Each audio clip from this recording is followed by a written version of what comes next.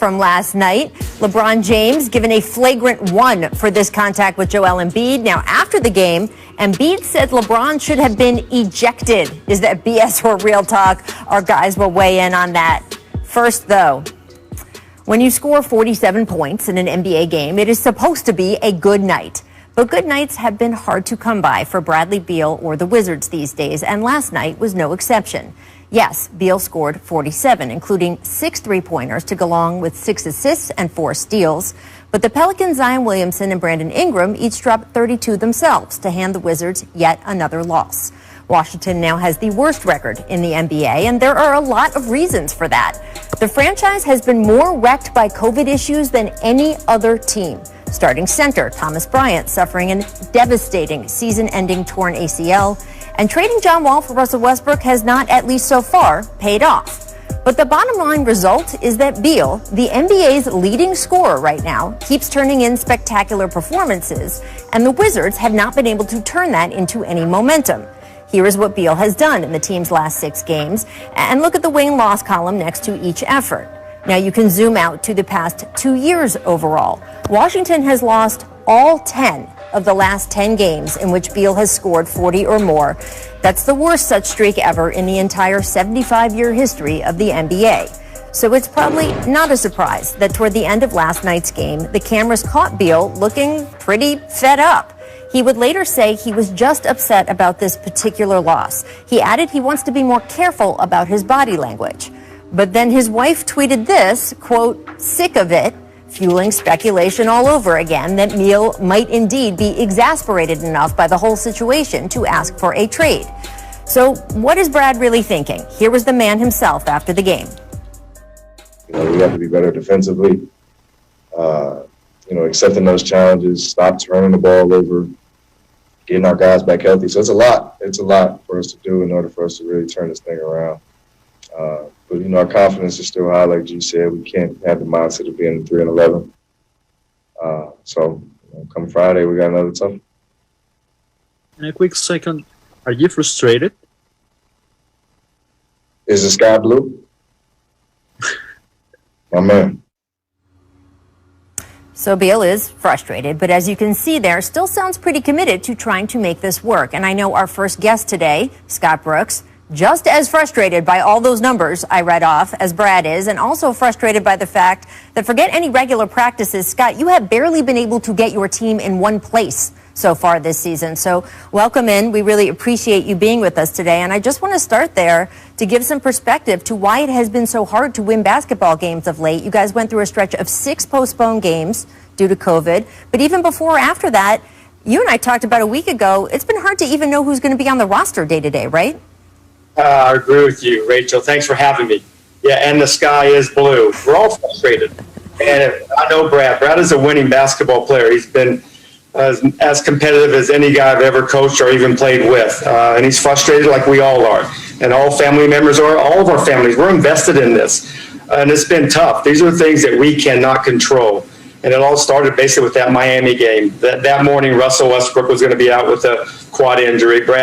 They told me, Brad, about an hour before the game that he's going to be out because of contract tracing. And then a minute into that game, Thomas Bryant hurts his knee and he's out all year. And then after that, it seems like every other day we had a player in the protocol, health and protocol with the COVID. And it's like 7 players there. And we didn't practice for like 9 days. Didn't even see our guys. I only saw them occasionally in the parking lot when we were doing our testing. Oh, wow. and then when we did practice for 3 days, we only had 8 guys. And then we start the trip on a three games in 4 nights. Brad has been leading us, and unfortunately, a lot of the things that happen to us we can't control. But we do have some, there's some light at the end of the tunnel. We should have maybe 3 to 4, maybe even 5 guys back next game. So that's good to hear. It was, we got into our trip last night, like 4 a.m., and I could not wait to get to the practice site. I get to see those 5 or 6 guys practice. So things are going to be looking up. But yeah, frustration, everybody is. We all are. Yeah, and look, I know you're as aware of the numbers as we are. I know you guys dive into those even more deeply. The effort that Brad is turning in, he's not just putting up these incredible performances. he's positive in plus minus, which is almost impossible given what else has been going on. I mean, it's crazy how efficient he has been, and yet it is not translating into winning. What conversations do you have with him along the way to keep him engaged in that situation? I just keep telling him, keep leading us. It's hard to lead a team that's, with all the things that's happened to us, but he has, and to his credit, he has led us, and he's, like I said, he's a winning basketball player. He impacts winning. We're not winning right now, and if we were, he would be in the MVP talk right now. But he's a guy that believes in what we're doing, and we just have to keep chugging along. And I think our guys are understanding that. Like I said, we're going to have some guys coming back. Things are going to be starting to look up for us, but Brad is a big part of what we do, and I couldn't ask for a better guy to coach. Yeah, I mean, he is the NBA's leading scorer right now. And as you note, he is so team-oriented. He is loyal. He doesn't pop off and cause a lot of problems for you that as a coach you have to come back and try to fix. And that's the kind of guy that, frankly, a lot of teams want. The NBA is a competitive business. Other teams are not just sitting there feeling bad for you guys, what you've been through the last couple of weeks. What is it like to coach in an environment where there are probably 25 other organizations out there that would love to have Bradley Beal on their team and are frankly hoping things in D.C. blow up to the point he requests a trade? Well, I tell the guys all the time, nobody feels sorry for us. Nobody. The only guys in their locker room that cares are the guys in the locker room and our families. And, Brad, like I said, Brad is a winning basketball player. I love coaching him. He's one of the best guys to be a franchise player on the court and off the court. The guy does amazing things in the community. But like I said, he would be an MVP talk if we can get some wins, and we will. We got our guys coming back, but he's done a great job of leading us during these difficult times. And like I said, nobody's ever done this before. I mean, you can't prepare for this. COVID is real. It's not a hoax, and it's real.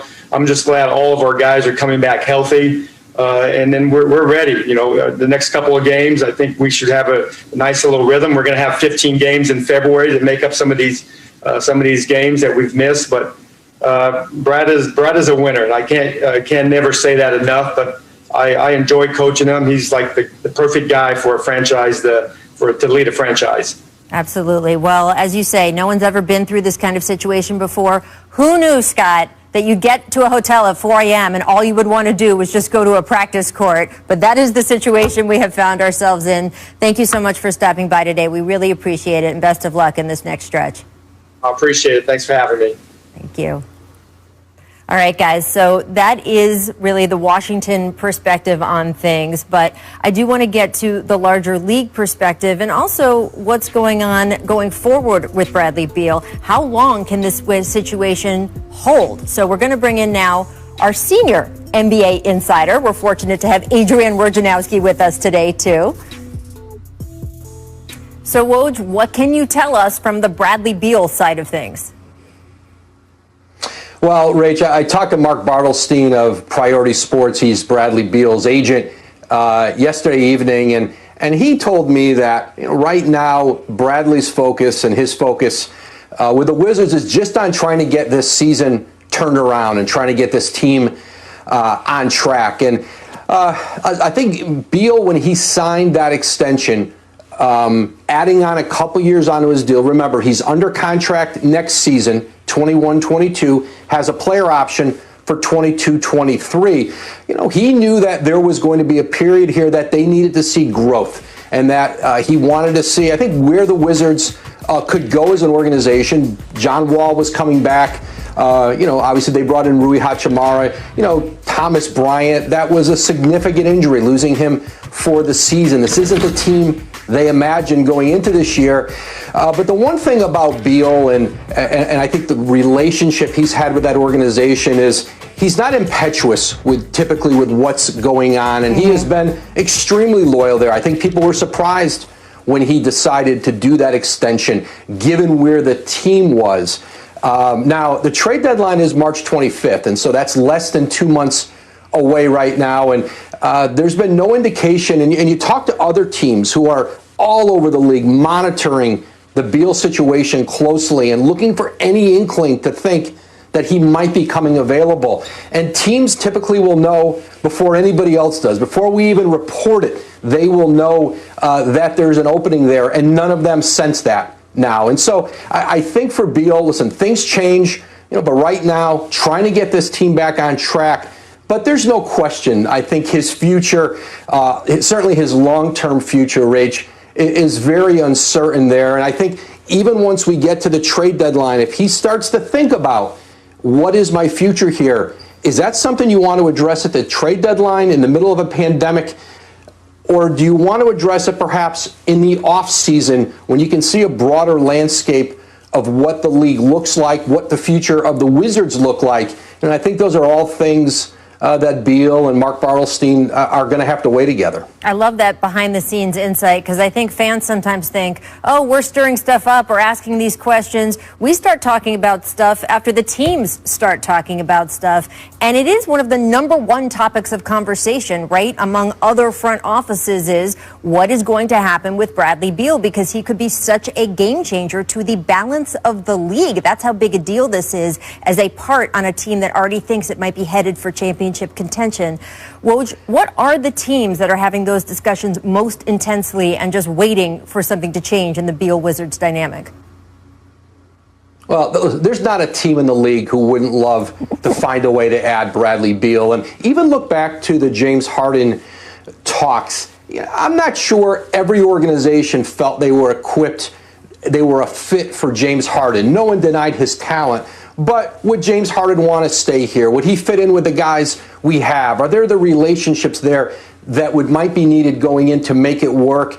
Do we want to give up all these assets for a player who, could walk on us? All those questions. I think with Beal, I think there are a lot more teams who know, who believe that you could just fit him in with other great players, and he'd find a way. He'd add to your culture. He'd add into your environment. And certainly on the court, a player at 27 years old who, still has, who's very much in his prime. Yeah. I think for teams like Golden State or the Denvers, teams who have assets, who are contenders, but also when they're healthy, but also have, let's say if you're Golden State, you've got that Minnesota draft pick.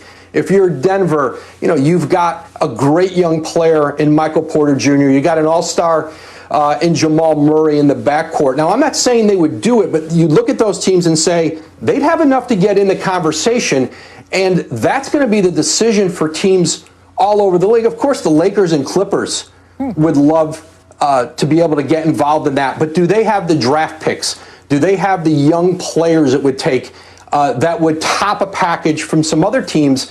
Maybe not. And so, but you're going to see it will be a frenzy if and when, Bradley Beal gets on the market, and he will have a say in where he goes because of his contract situation. Unless a team is just willing to do a trade, hope to convince him to stay long term, they would have him under contract next season. But that's pretty risky for somebody who might be having to give up multiple. You will be giving up multiple first-round picks, probably your best young player. So I think those are all considerations for teams. But boy, I don't think there will be many who aren't going to make a call and